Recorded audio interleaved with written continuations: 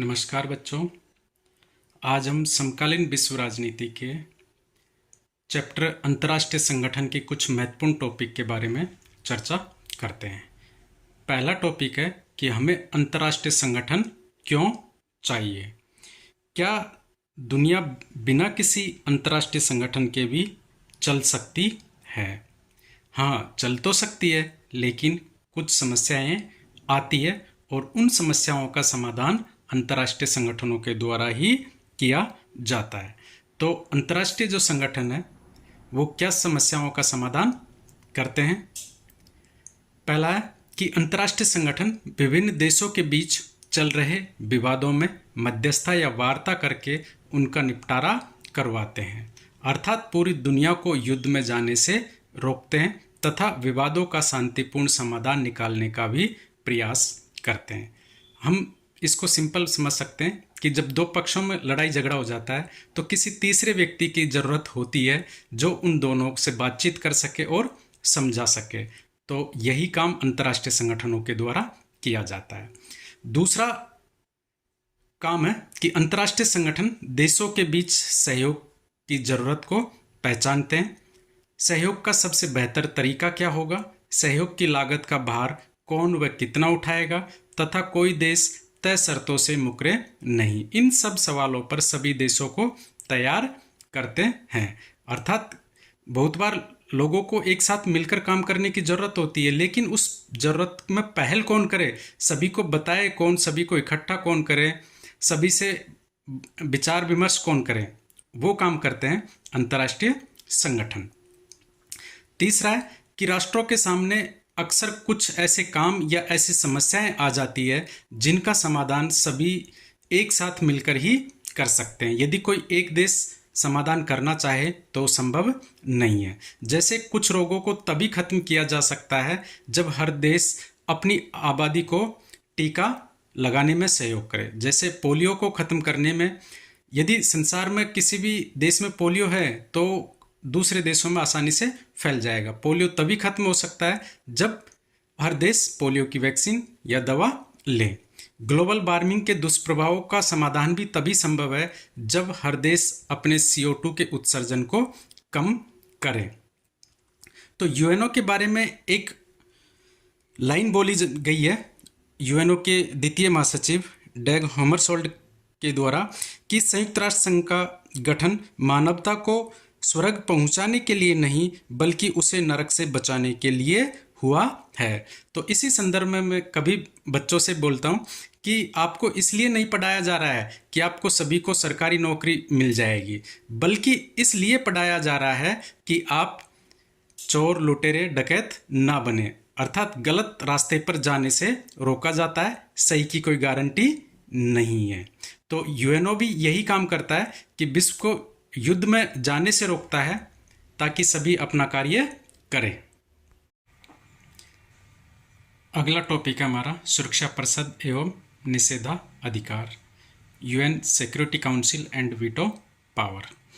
क्या आपने कभी ऐसा सुना है कि एक देश पूरी दुनिया का फैसला रोक सकता है? हाँ, रोक सकता है, और उसे ही वीटो पावर कहते हैं, या हिंदी में बोले तो निषेधाधिकार कहते हैं।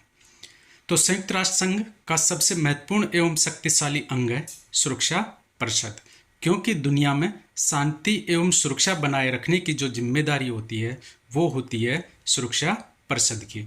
सुरक्षा परिषद में कुल 15 सदस्य होते हैं, जिनमें से 5 स्थायी, मतलब वो हमेशा ही सदस्य रहते हैं, एवं 10 अस्थायी होते हैं। ये 2 साल के लिए बनते हैं, बाद में हटना पड़ता है।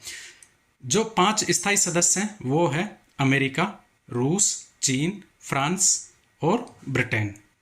अगर सुरक्षा परिषद में कोई प्रस्ताव विचाराधीन है या जिस पर चर्चा हो रही है और इन 5 सदस्य में से कोई भी देश उस प्रस्ताव के खिलाफ वोट करता है या ऐसा बोले कि उस प्रस्ताव से सहमत नहीं होता है, तो वो प्रस्ताव को रोक दिया जाता है या निरस्त माना जाता है। तो प्रस्ताव को रोकना या निरस्त करने, और वो भी केवल स्थायी में से एक सदस्य के द्वारा ही, तो इस क्षमता को या प्रस्ताव को निरस्त करने या रोकने की क्षमता को ही निषेधाधिकार या वीटो पावर कहते हैं। वीटो पावर का असर बहुत बड़ा होता है। कई बार तो युद्ध को रोकने के फैसले भी अटक जाते हैं क्योंकि एक ने मना कर दिया है। शक्तिशाली देश तो अपने हितों की रक्षा कर लेते हैं, परंतु छोटे देशों की आवाज़ दबा दी जाती है। क्यों? क्योंकि छोटे देशों के खिलाफ जल्दी सहमति नहीं बनती है, जबकि जो 5 स्थायी सदस्य वो अपने हितों के लिए तो बहुत जल्दी सहमत हो जाते हैं। हमारा अगला टॉपिक है संयुक्त राष्ट्र संघ में सुधार। क्या यूएनओ आज के समय में पुराना हो चुका है, या दूसरे शब्दों में कहें तो संयुक्त राष्ट्र संघ की स्थापना 1945 में हुई थी, जब दुनिया का हाल बिल्कुल अलग था। लेकिन आज 21वीं सदी में सवाल उठ रहा है कि क्या यूएनओ आज भी उतना ही प्रभावी है। तो इसका आंसर ढूंढने का प्रयास करते हैं हम कि यूएनओ में सबसे ज़्यादा बदलाव की मांग इसके अंग सुरक्षा परिषद को लेकर है। आज भी इसमें सिर्फ 5 स्थायी सदस्य हैं, अमेरिका, रूस, चीन, फ्रांस और ब्रिटेन। 3 महाद्वीप ऑस्ट्रेलिया, दक्षिणी अमेरिका एवं अफ्रीका से कोई भी स्थायी सदस्य नहीं है, जबकि विश्व में टोटल 7 महाद्वीप है, एक पर जनसंख्या नहीं है। 3 से स्थायी सदस्य और 3 महाद्वीपों से कोई स्थायी सदस्य नहीं है। आप सोच सकते हो कि कितना लोकतांत्रिक है, या पूरी जनता का या पूरे विश्व का प्रतिनिधित्व करता होगा। यूएनएससी मतलब सुरक्षा परिषद। तो यूएनएससी आज की वैश्विक शक्ति संतुलन को रिफ्लेक्ट नहीं करती है या दिखाती नहीं है। यूएनओ के निर्णयों और वित्तीय संसाधनों पर पश्चिमी देशों का प्रभाव ज़्यादा है और इस कारण फैसलों में निष्पक्षता पर सवाल उठते हैं। इससे संबंधित एक इंटरेस्टिंग फैक्ट बताता हूँ मैं कि आईएमएफ और वर्ल्ड बैंक 2 वैश्विक वित्तीय संस्थाएं हैं। एक औपचारिक लिखित में नहीं है ऐसा, लेकिन परंपराएं हैं कि आईएमएफ का जो मैनेजिंग डायरेक्टर होता है वो हमेशा यूरोपीय देशों से होता है, और वर्ल्ड बैंक के जो प्रेसिडेंट होते हैं वो हमेशा अमेरिका से होता है। तो इसका मतलब 2 बड़े वित्तीय संस्थानों पर इन्हीं देशों ने कब्जा कर रखा है। तो आप समझ सकते हो कि फिर बाकी की जो विकासशील देश है उनकी कितनी बात यहाँ मानी जाती होगी। कई बार युद्ध और संघर्ष को रोकने में भी यूएनओ असफल रहा है। कई बार बड़े देश यूएनओ के निर्णयों को भी नज़रअंदाज कर देते हैं। यूएनओ के निर्णयों में छोटे देशों की आवाज़ को भी दबा दिया जाता है। इन्हीं सभी वजहों से संयुक्त राष्ट्र संघ में सुधार की मांग तेज हो रही है, ताकि हर देश की आवाज़ को बराबर सुना जा सके। हमारा अगला टॉपिक है सुरक्षा परिषद में स्थायी सदस्यता के लिए भारत की दावेदारी, अर्थात भारत किन आधारों पर यह दावा करता है कि भारत को संयुक्त राष्ट्र संघ के सुरक्षा परिषद में स्थायी सदस्यता मिलनी चाहिए।